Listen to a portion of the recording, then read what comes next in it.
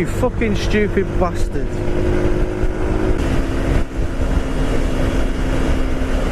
SH13AEP.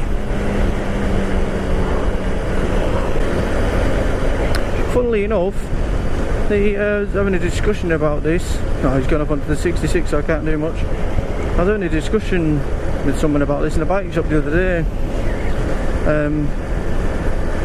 saying about how dangerous some car drivers are now and things like that.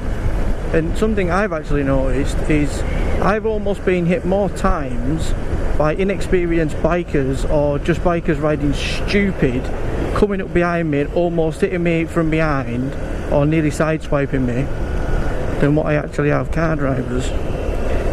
By quite a deficit actually as well.